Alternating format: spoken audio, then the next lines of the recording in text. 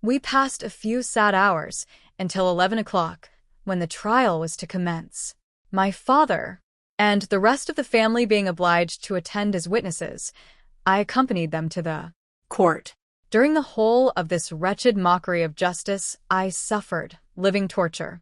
It was to be decided whether the result of my curiosity and lawless devices would cause the death of two of my fellow beings, one a smiling babe, full of innocence and joy, the other far more dreadfully murdered, with every aggravation of infamy that could make the murder memorable in horror.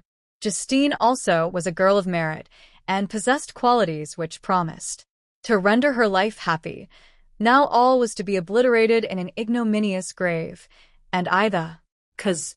1,000 times rather would I have confessed myself guilty of the crime ascribed to Justine, but I was absent when it was committed, and such a declaration would have been considered as the ravings of a madman, and would not have exculpated her who suffered through me. The appearance of Justine was calm. She was dressed in mourning, and her countenance, always engaging, was rendered, by the solemnity of her feelings, exquisitely beautiful. Yet, she appeared confident in innocence, and did not tremble, although gazed on and execrated by thousands, for all the kindness which her beauty might otherwise have excited was obliterated in the minds of the spectators by the imagination of the enormity she was supposed to have committed. She was tranquil, yet her tranquillity was evidently constrained, and as her confusion had before been adduced as a proof of her guilt, she worked up her mind to an appearance of courage. When she entered the court, she threw her eyes round it and quickly discovered where we were seated. A tear seemed to dim her eye when she saw us, but she quickly recovered herself, and a look of sorrowful affection seemed to attest her utter guiltlessness. The trial began, and, after the advocate against her had stated the charge, several witnesses were called. Several strange facts combined against her, which might have staggered anyone who had not such proof of her innocence as I had. She had been out the whole of the night on which the murder had been committed, and towards morning had been perceived by a market woman not far from the spot where the body of the murdered child had been afterwards found. The woman asked her what she did there, but she looked very strangely, and only returned a confused and unintelligible answer.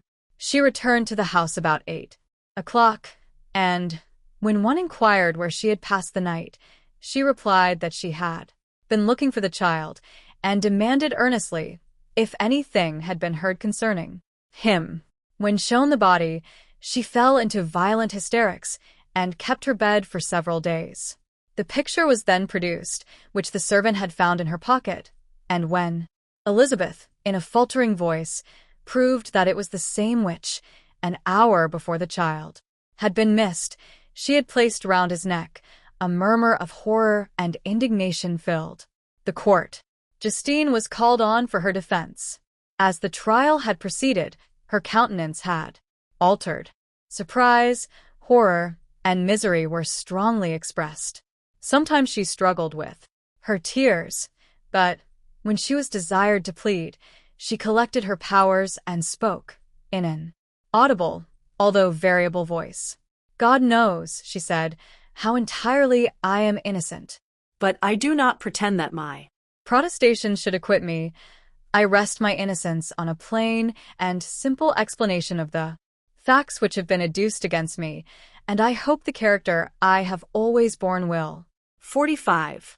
Incline my judges to a favorable interpretation where any circumstance appears doubtful or suspicious." She then related that, by the permission of Elizabeth, she had passed the evening of the night on which the murder had been committed at the house of an aunt at Chain, a village situated at about a league from Geneva. On her return, at about 9 o'clock, she met a man who asked her if she had seen anything of the child who was lost. She was alarmed by this account, and passed several hours in looking for him, when the gates of Geneva were shut, and she was forced to remain several hours of the night in a barn belonging to a cottage, being unwilling to call up the inhabitants, to whom she was well known. Most of the night she spent here watching, Towards morning she believed that she slept for a few minutes. Some steps disturbed her, and she awoke. It was dawn, and she quitted her asylum that she might again endeavor to find my brother. If she had gone near the spot where his body lay, it was without her knowledge. That she had been bewildered when questioned by the market woman was not surprising, since she had passed a sleepless night, and the fate of poor William was yet uncertain. Concerning the picture, she could give no account. I know, continued the unhappy victim, how heavily and fatally this one circumstance weighs against me, but I have no power of explaining it, and when I have expressed my utter ignorance, I am only left to conjecture concerning the probabilities by which it might have been placed in my pocket. But here also I am checked. I believe that I have no enemy on earth, and none surely would have been so wicked as to destroy me wantonly. Did the murder place it there? I know of no opportunity afforded him for so doing, or, if I had, why should he have stolen the jewel, to part with it again so soon? I commit my cause to the justice of my judges, yet I see no room for hope. I beg permission to have a few witnesses examined concerning my character, and if their testimony shall not overweigh my supposed guilt, I must be condemned, although I would pledge my salvation on my innocence. Several witnesses were called, who had known her for many years, and they spoke well of her, but fear and hatred of the crime of which they supposed her guilty rendered them timorous and unwilling to come forward. Elizabeth saw even this last resource, her excellent dispositions and irreproachable conduct, about to fail the accused, when, although violently agitated, she desired permission to address the court. I am, said she, the cousin of the unhappy child who was murdered, or rather his sister, for I was educated by, and have lived with his parents ever since, and even long before, his birth.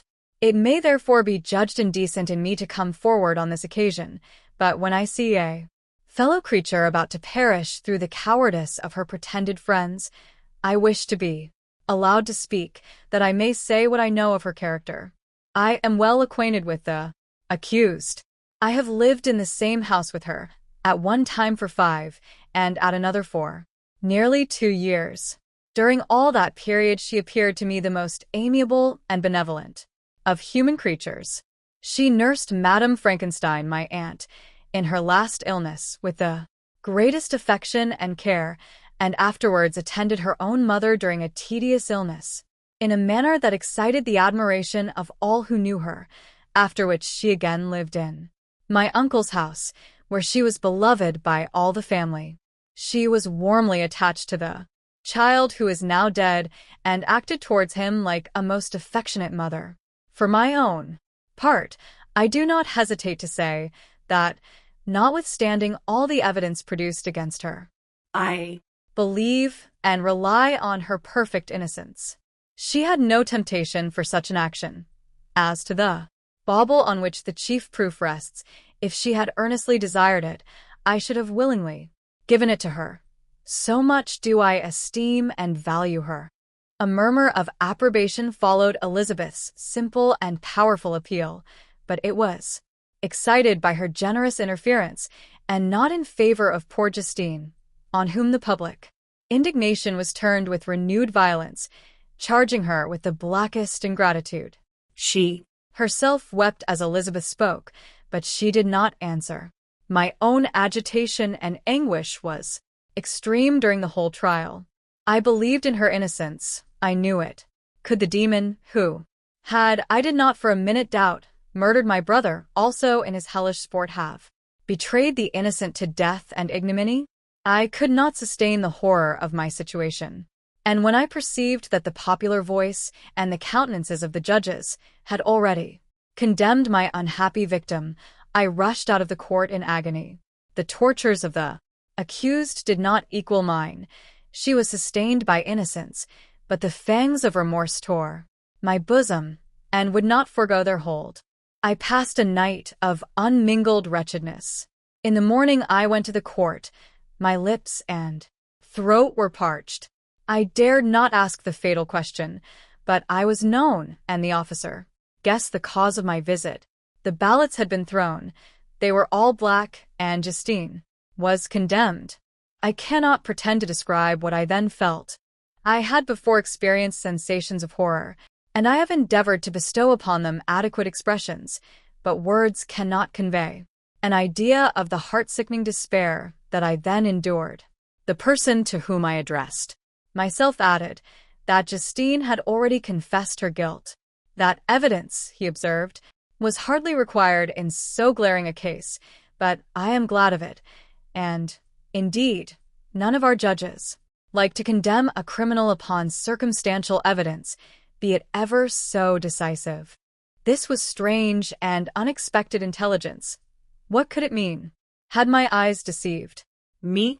And was I really as mad as the whole world would believe me to be if I disclosed the object of my suspicions? I hastened to return home, and Elizabeth eagerly demanded the result. "My cousin," replied I, "it is decided as you may have expected. All judges had rather that 10 innocent should suffer than that one guilty should escape. But she has confessed." This was a dire blow to poor Elizabeth, who had relied with firmness upon Justine's innocence.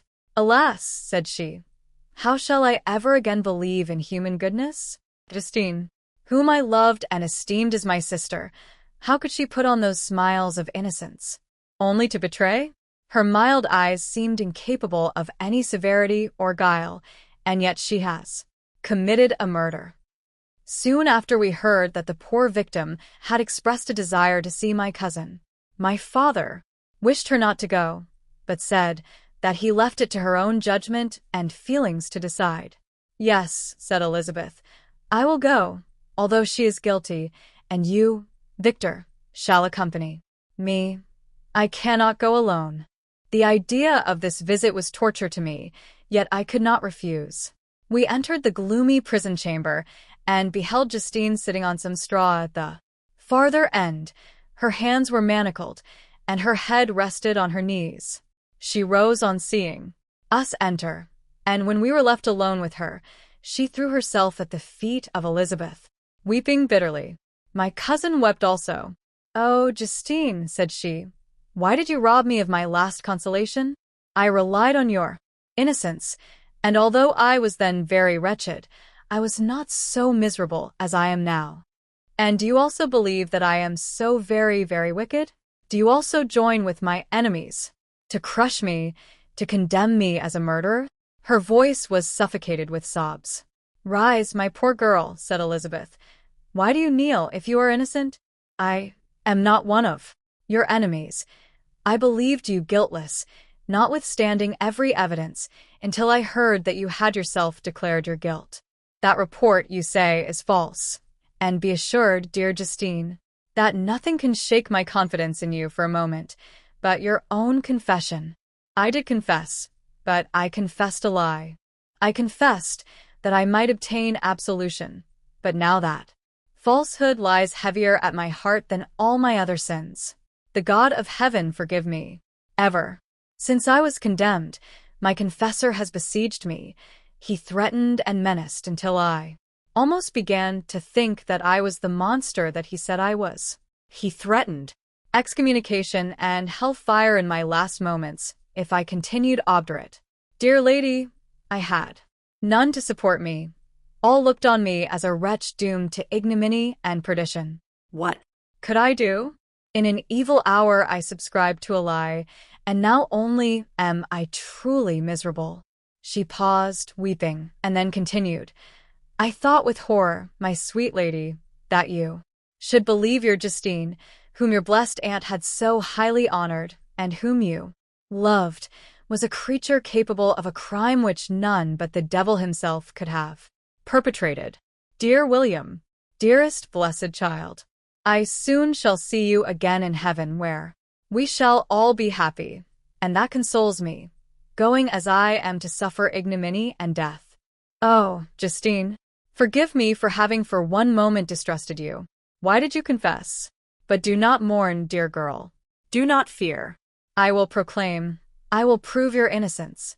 I will melt the stony hearts of your enemies by my tears and prayers. You shall not die, you my playfellow, my companion, my sister, perish on the scaffold. No, no, I never could survive. So horrible the misfortune. Justine shook her head mournfully. I do now not fear to die, she said. That pang is past. God raises my weakness and gives me courage to endure the worst. I leave a sad and bitter world, and if you remember me and think of me as of one unjustly condemned, I am resigned to the fate awaiting me. Learn from me, dear lady, to submit in patience to the will of heaven. During this conversation, I had retired to a corner of the prison room where I could conceal the horrid anguish that possessed me. Despair. Who dared talk of that? The poor victim who, on the morrow, was to pass the awful boundary between life and death, felt not as I did. Such deep and bitter agony. I gnashed my teeth and ground them together, uttering a groan that came from my inmost soul. Justine started. When she saw who it was, she approached me and said, Dear sir, you are very kind to visit me. You, I hope, do not believe that I am guilty. I could not answer. No, Justine, said Elizabeth. He is more convinced of your innocence than I was, for even when he heard that you had confessed, he did not credit it. I truly thank him. In these last moments, I feel the sincerest gratitude towards those who think of me with kindness. How sweet is the affection of others to such a wretch as I am. It removes more than half my misfortune, and I feel as if I could die in peace, now that my innocence is acknowledged by you, dear lady, and your cousin. Thus the poor sufferer tried to comfort others and herself. She indeed gained the resignation she desired, but I, the true murderer, felt the never-dying worm alive in my bosom, which allowed of no hope or consolation. Elizabeth also wept and was unhappy, but hers also was the misery of innocence, which, like a cloud that passes over the fair moon, for a while hides, but cannot tarnish its brightness.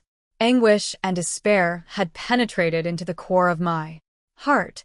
I bore a hell within me, which nothing could extinguish. We stayed several hours with Justine, and it was with great difficulty that Elizabeth could tear herself away. I wish, cried she, that I were to die with you. I cannot live in this world of misery. 48. Justine assumed an air of cheerfulness, while she with difficulty repressed her bitter tears. She embraced Elizabeth and said, in a voice of half-suppressed emotion, Farewell, sweet lady, dearest Elizabeth, my beloved and only friend. May heaven, in its bounty, bless and preserve you. May this be the last misfortune that you will ever suffer. Live and be happy, and make others so. And on the morrow, Justine died. Elizabeth's heart-rending eloquence failed to move the judges from their settled conviction in the criminality of the saintly sufferer. My passionate and indignant appeals were lost upon them, and when I received their cold answers and heard the harsh, unfeeling reasoning of these men, my purposed avowal died away on my lips.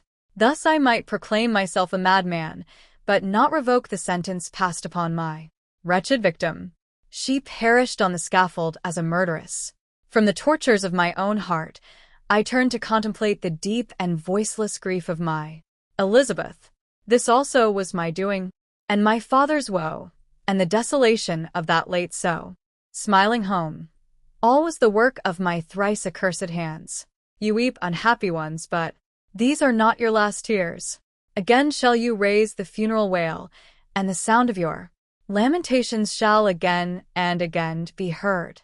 Frankenstein, your son, your kinsman, your early, much-loved friend, he who would spend each vital drop of blood for your sakes, who has no thought nor sense of joy, except as it is mirrored also in your dear countenances, who would fill the air with blessings and spend his life in serving you, he bids you weep, to shed countless tears, happy beyond his hopes, if thus inexorable fate be satisfied, and if the destruction paused before the peace of the grave have succeeded to your sad torments. Thus spoke my prophetic soul, as, torn by remorse, horror, and despair, I beheld those I loved spend vain sorrow upon the graves of William and Justine, the first hapless victims to my unhallowed arts.